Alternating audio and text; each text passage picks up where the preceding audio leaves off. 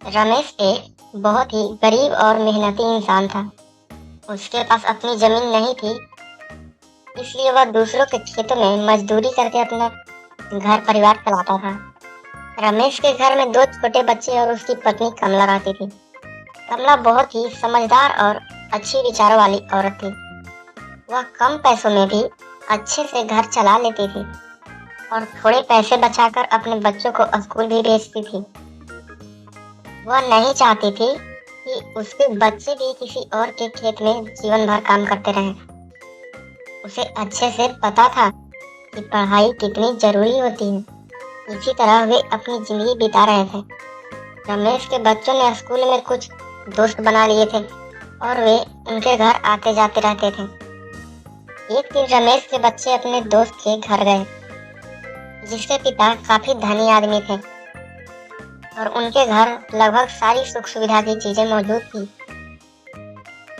गर्मियों की छुट्टियां चल रही थी और गर्मी भी बहुत तेज थी।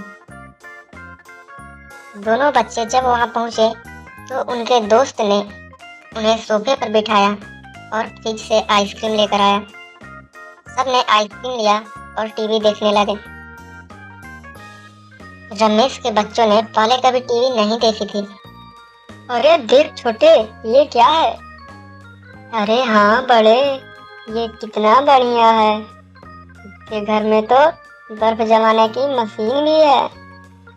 दोनों बच्चों को बहुत मजा आया और वे जब घर जा रहे थे तो रास्ते में भी दोस्त के बारे में ही बातें कर रहे थे। वो कितना अमीर है छोटे, उसके घर में तो सब कुछ है। उसका घर कितना अच्छा है और एक हमारा घर है, यहाँ तो कुछ भी नहीं है। हाँ बड़े, वो अमीर लोग हैं, उनके घर में तो आइसक्रीम की मशीन भी है और टीवी भी। दोनों बच्चे घर पहुंचकर अपनी माँ से बताया कि वहाँ उन्हें कितना मजा आया। माँ, आपको पता है उनका घर कितना अच्छा है? हाँ माँ, उनके घर में तो सब कुछ है, टीवी भी है और एक हमारा घर है, यहाँ तो कुछ भी नहीं। माँ, क्या हम भी टीवी नहीं लगवा सकते? उस पे कितने अच्छे अच्छे कार्टून्स आते हैं, हम तो यहाँ बैठे बैठे बोर हो जाते हैं। बेटा, हम उनके जितना अमीर नहीं है। हमारे पिताजी एक गरीब किसान हैं। हम लोग टीवी नहीं खरीद सकते और दूसरों की चीजें देखकर उदास नहीं होना चाहिए। हमारे पास जो भी है हमें उसी में खुश रहना चाहिए। बच्चों को टीवी बहुत अच्छा लगा था। उन्हें तो बस टीवी के बारे में ही ख्याल आ रहे थे। वो सोच रहे थे कि काश उनके घर भी टीवी होता तो कितना मजा आता। लेकिन रमेश के पास इतने पैसे नहीं थे कि वो टीवी खरीद सके। धीरे धीरे बच्चे जिद करने लगे। पिताजी, क्या हम भी टीवी नहीं लगवा सकते? हमें दिन भर घर में बैठे बैठे बोर होना पड़ता है।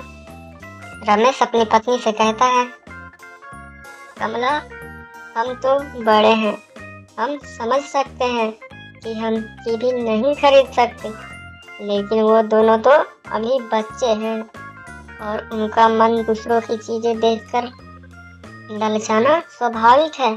मैं उनकी सारी इच्छा पूरी करना चाहता हूँ, लेकिन मैं अपनी परिस्थितियों के आगे बेबस हूँ।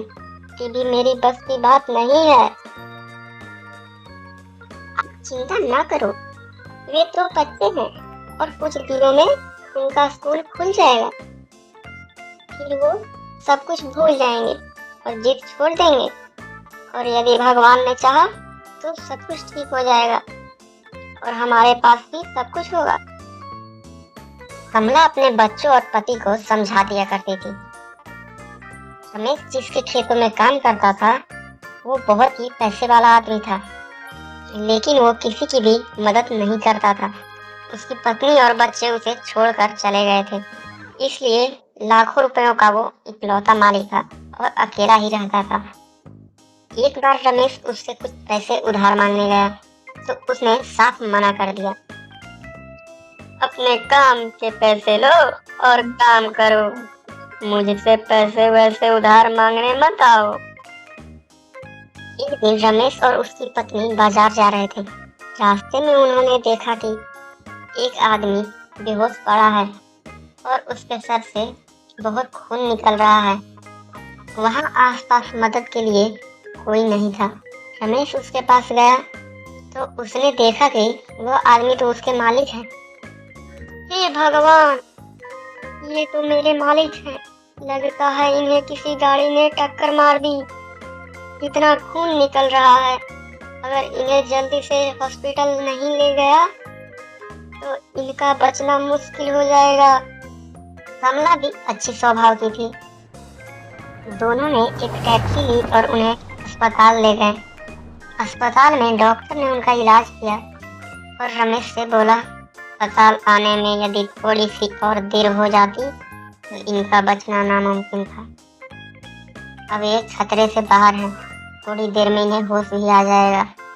रमेश डॉक्टर से कहता है, आपका बहुत बहुत धन्यवाद डॉक्टर साहब, आपने मेरे मालिक की जान बचा ली। कमला रमेश से बोली, मालिक अपना कोई नहीं है। ये हमारा फर्ज बनता है कि जब तक वो ठीक नहीं हो जाते हम उनका ध्यान रखें। हाँ ठीक कहा तुमने। तुम घर से कुछ ले आओ, मैं यहीं रुककर इनका ख्याल रखता हूँ। कमला जल्दी से घर जाती है और घर में जो कुछ भी थी वो बनाकर दोनों के लिए खाना अस्पताल में ले आती है। इधर मालिक को भी होश आ गया था और डॉक्टर ने उन्हें बताया कि किस तरह रमेश ने उनकी जान बचाई और आज वो उन्हें अस्पताल नहीं लाता तो उनका बचना नामुमकिन था। मालिक ये सब सुनकर बहुत शर्मिंदा होते हैं। किस तरह उन्होंने रमेश की मदद करने से इनकार कर दिया था और उसने ही आज उनकी जान बचाई। अगले दिन डॉक्टर उन्हें छुट्टी दे देता है और वे रमेश से माफी मांगते हैं। बेटा रमेश, मैं नहीं जानता कि तुम्हारे इस एहसान का बदला मैं कैसे चुकाऊं। मेरा इस दुनिया में अपना कोई नहीं है, लेकिन तुम तो मेरे अपने से भी बढ़कर हो। यदि तुम नहीं होते तो शायद आज मैं जिंदा नहीं होता। मैं चाहता हूँ कि तुम लोग भी मेरे साथ मेरे घर में रहो। मेरे पास इतने पैसे और धन दौलत हैं, लेकिन वो मेरे किसी काम के नहीं। यदि तुम लोग मेरे साथ रहोगे तो मुझे अच्छा लगेगा और तुम मेरे गोदाम और काम संभालना। आज से मेरे सारे संपत्ति तुम्हारे हैं। इससे तुम्हारे बच्चों का भी भला होगा, उनका भविष्य अच्छा हो जाएगा, वो अच्छे से पढ़ लिख पाएंगे। मालिक उन्हें आज से ही अपने साथ रहने को कहते हैं। कमला और रमेश को उनकी बातें सुनकर बहुत अच्छा लगता है। वो भगवान और मालिक को धन्यवाद करते हैं। आज भगवान ने उनकी कष्ट दूर कर दी थी। वो जैसे ही बच्चों को लेकर हवेली जाते हैं, वहाँ के ऐशो आराम और बड़ी सी टीवी देखकर बच्चे बहुत खुश होते हैं। वो खुशी से नाचने लगते हैं। अरे वाह, अब हमारे पास भी बाकी दोस्तों की तरह सब कुछ है। अब हम भी बहुत अच्छे से रहेंगे। हाँ बड़े, अब हम भी टीवी देखेंगे और घर पर ही रहेंगे और आइसक्रीम भी बनाकर खाएंगे। अब हम भी छुट्टियों में घर पे बैठे बैठे बोर नहीं होंगे। बच्चों को खुश देखकर कमला और रमेश बहुत खुश होते हैं। वो चाहते थे कि उनके बच्चे भी उनकी तरह मजदूरी न करें। वो चाहते थे कि उनके बच्चे भी खुशी से रहें और उनकी सारी सुख सुविधा की चीजें उन्हें मिले। भगवान ने उनकी सारी कष्टों को दूर कर दिया था और उनके पास भी सारी सुख सुविधा की चीजें थी और वो भी अब हवेली में खुशी खुशी रहने लगे। अब उन्हें किसी चीज की कमी नहीं थी।